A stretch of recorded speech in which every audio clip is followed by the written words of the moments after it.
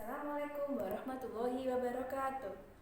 Oke anak-anak, kembali lagi dengan Bu Rizka di hari Kamis tanggal 2 April tahun 2020. Oke, apa kabar kalian hari ini? Semoga masih dalam lindungan Allah Subhanahu wa taala. Oke, hari ini kita akan belajar tentang paragraf dan ide pokok. Sebelumnya, seperti biasa, siapkan dulu buku tematik, kemudian alat tulis, pensil, penghapus, dan buku tulis. Oke, jangan lupa sebelum kita melakukan kegiatan apapun, kita awali dengan berdoa dulu. Oke, kita berdoa, kita mulai. Oke, selesai. Oke, kita ambil buku tematik, kita buka di pembelajaran kedua. Pembelajaran kedua halaman 10 dan 11. Oke. Di situ ada sebuah bacaan tentang produk olahan hasil teknologi pangan. Oke. Videonya di-pause dulu, kita baca. Oke? Setelah kalian membaca bacaan yang ada di buku tematik, kalian harus bisa menghitung berapa paragraf yang ada dalam bacaan itu. Nah, kalian masih ingat kan apa yang disebut dengan paragraf? Oke, kalau kalian lupa, Bu Rizka akan menjelaskan ulang. Oke, kita lihat di papan.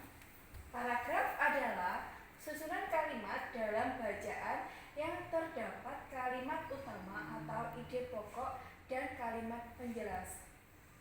Jadi, di dalam paragraf itu ada ide pokoknya.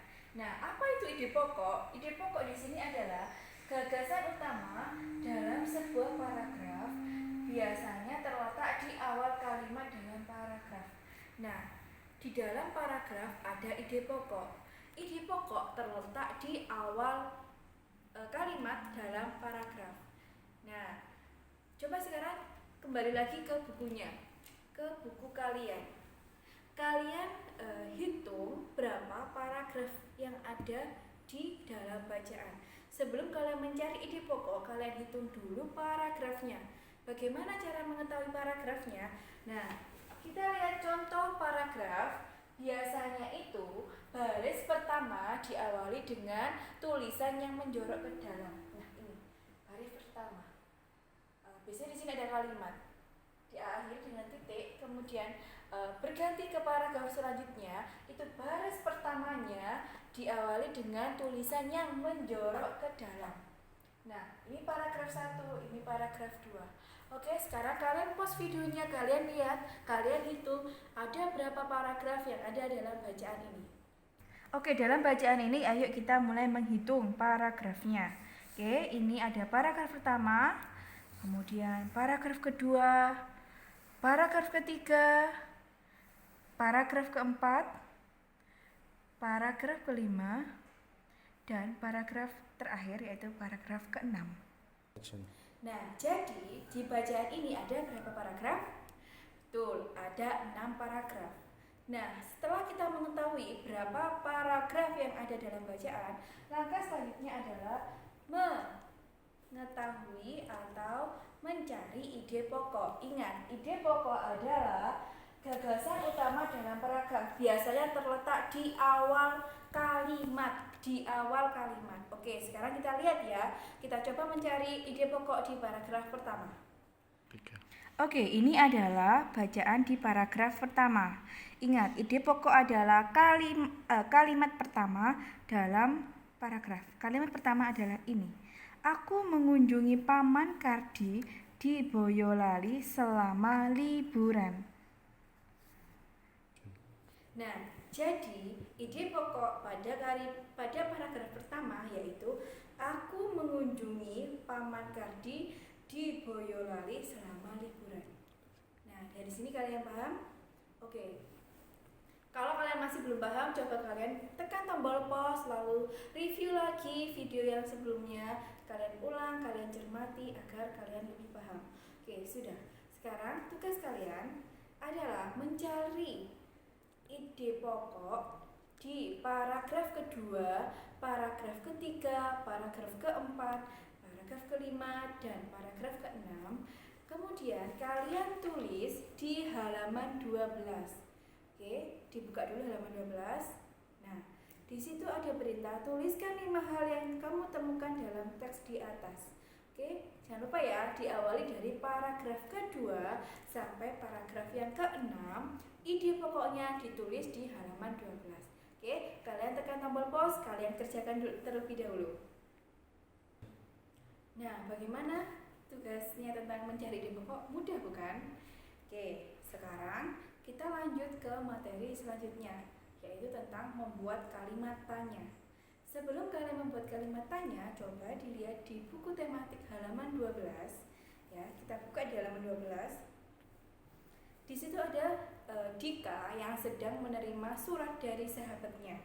Oke, sekarang kalian tekan tombol pause, kemudian kalian baca apa surat dari temannya Dika tadi.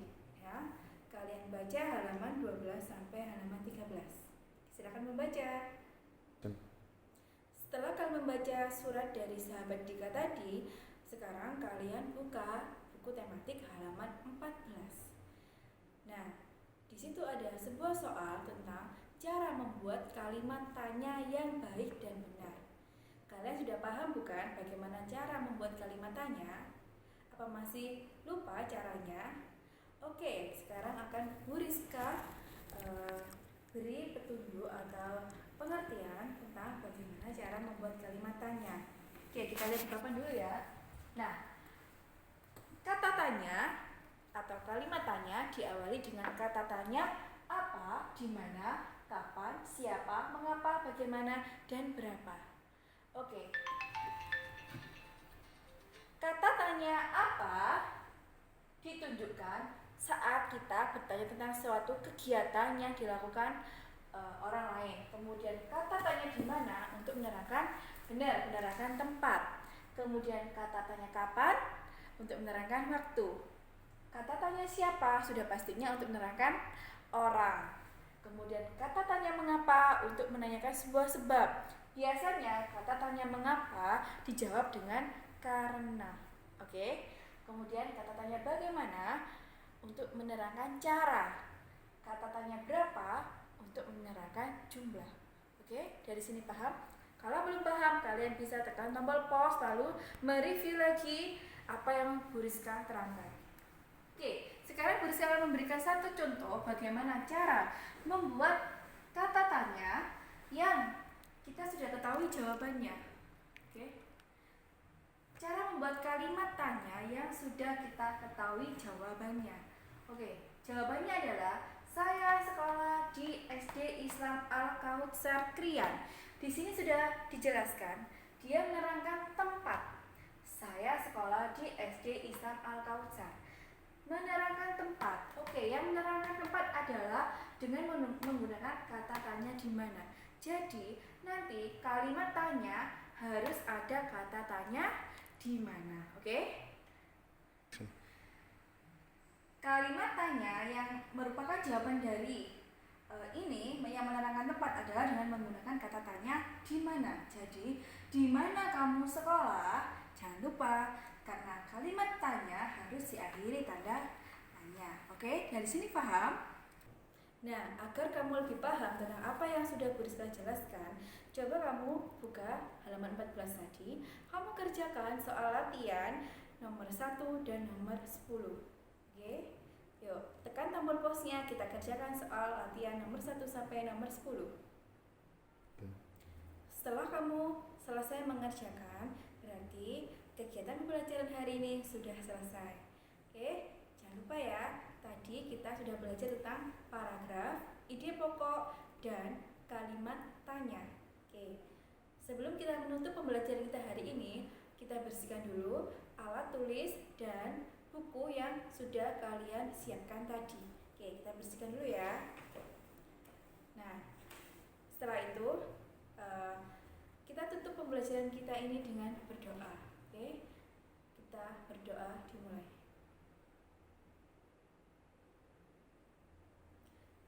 Selesai. Oke, jangan lupa sholat 5 waktu, dan jaga kebersihan diri sendiri dan jaga kebersihan lingkungan. Rizka akhiri, wassalamualaikum warahmatullahi wabarakatuh. Semoga kita segera lekas bertemu di SD Islam Al-Kautsar.